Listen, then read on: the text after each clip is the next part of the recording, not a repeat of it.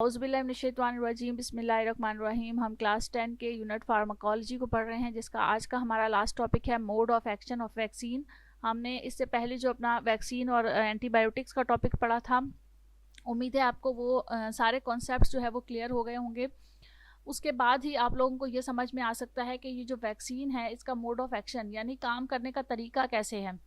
After the first exposures to a vaccines, the antigen stimulate the body to produce antibodies.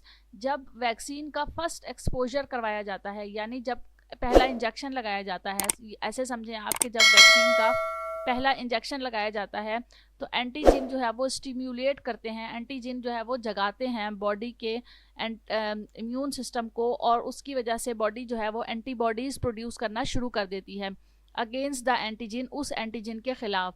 यानी जो body का immune system so रहा होता है, जो उसके एंटीबॉडीज सो रहे होते हैं, उनको एंटीजन्स जो है वो जाके जगाते हैं। वो एंटीबॉडीज़ जो है वो उठ जाते हैं और उनको पता चलता है कि कोई बॉडी के अंदर दाखिल हुआ है बॉडी को नुकसान पहुंचाने के लिए, तो वो उस फ़ौरन से जो है वो बॉडी मुख्तलिफ़ किस्म के एंटीबायोटिक्स बनाने, एंटीबॉडीज़ बनानी शुरू कर देती है। Initially the amounts of antibodies are not much. जब शुरू में जब पहली वैक्सीन दी जाती है तो उस टाइम पर जो एंटीबॉडीज़ होती हैं वो बहुत ज़्यादा क्वांटिटी में नहीं होती हैं।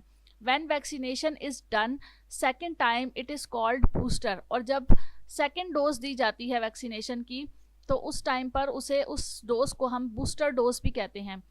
The antibody level helps to prevent disease symptoms even if the individual is exposed to the disease causing agents. तो वो एंटीबॉडीज़ इतनी बन जाती हैं फिर कि अब वो इस काबिल होता है कि कोई भी डिजीज़ अगर बॉडी के अंदर आए तो वो उससे उस बॉडी को बचा सके, वो एंटीबॉडीज़ जो है वो उस डिजीज़ कॉजिंग जर्म्स को उसे मार सके।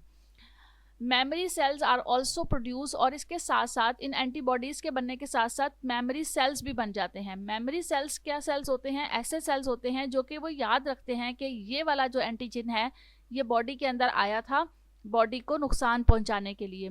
These cells remain in blood and provide protection against future. और ये सेल्स फिर ब्लड के अंदर मौजूद रहते हैं, यानी बॉडी को वो चीज़ याद रहती है कि अगर इस तरह का कोई भी जरासीम दोबारा बॉडी में आया तो वो ब्लड जो है वो खुद से वो एंटीबॉडीज़ बनाना शुरू कर देता है उसको मारने के लिए।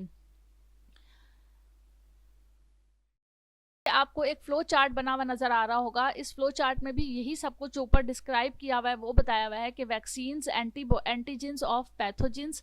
वैक्सीन जो कि एंटीजेंस है एक ख़ास किस्म के पैथोजन की। पैथोजन यानी वो ऑर्गेनिज्म जो कि बॉडी में जाके नुकसान पहुंचाता है उसको, लेकिन वो उसको आर्टिफिशियली बनाया जाता है, तो उसके अंदर से वो जीन्स जो है जो नुकसान पहुंचाते हैं उनको ख़त्म कर दिया जाता है। सिर्फ उसका एक स्ट्रक्चर जो है वो बॉडी में दाखिल किया जाता है। अब उसको ओरली या इंजेक्शन के ज़रिए से दाखिल किया गया। फॉरेन एंटीजन इन ब्लड, और ये फॉरेन एंटीजन ब्लड में चला गया। Stimulation of immune system after recognising foreign antigen. जब उसने उस एंटीजन को रिकॉग्नाइज किया, शनाख्त कर लिया, उसको पहचान लिया, तो उसमें जो है वो एंटीबॉडीज़ बनना शुरू हो गए। और इसके साथ साथ बी सेल की एक्टिवेशन भी हो गई। ये बी सेल एक्टिवेशन जो है ये मेमोरी सेल्स यानी बी सेल्स की फॉर्मेशन करेगी, और फ्यूचर प्रोडक्शन के लिए जो है वो ये बॉडी के अंदर मौजूद रहेंगे।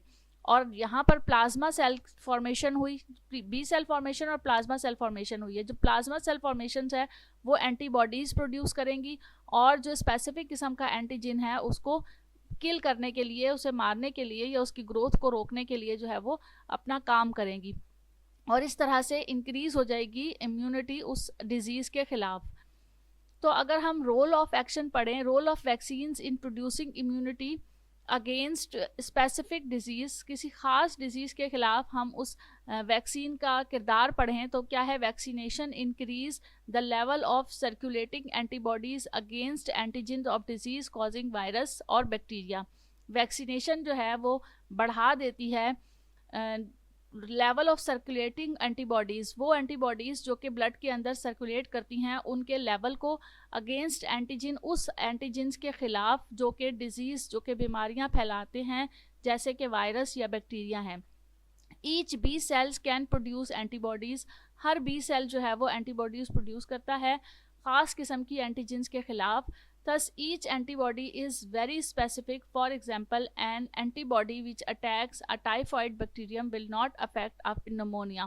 और हर एंटीबॉडी जो है वो भी बहुत स्पेसिफिक होती है, जैसे कि एंटीजन स्पेसिफिक होता है कि ये वाला वायरस जो है ये बीमारी जाके फैलाएगा, या ये बैक्टीरिया जो है इसकी वजह से ये वाली बीमारी होगी। इसी तरह से एंटीबॉडीज़ भी स्पेसिफिक होती हैं, जैसे कि टाइफाइड बैक्टीरियम एंटीबॉडीज़ बनती हैं तो वो टाइफाइड रखने वाला जो जरासीम, टाइफाइड फैलाने वाला जो जरासीम होता है उसी को जाके किल करती हैं। और विल नॉट अफेक्ट अ नमूनिया, नमूनिया फैलाने वाला जो बैक्टीरिया होगा उसको जाकर वो एंटीबॉडीज किल नहीं कर सकेंगी। Smallpox is eradicated from the world by global vaccination programme. और यहाँ पर आपको ये एक इन्फॉर्मेशन दी गई है कि स्मॉल पॉक्स जो कि बहुत ज़्यादा जो है वो बीमारी की वजह से, उसकी वजह से बहुत ज़्यादा मुतासिर हुई थी पॉपुलेशन, उसको जो है वो दुनिया से अब तकरीबन ख़त्म कर दिया गया है ग्लोबल वैक्सीनेशन प्रोग्राम के ज़रिए से। यानी पूरी दुनिया में एक वैक्सीनेशन प्रोग्राम शुरू किया था उस स्मॉल पॉक्स के ख़िलाफ़, जिसकी वजह से वो अब मुकम्मल तौर पर दुनिया से ख़त्म हो चुका है।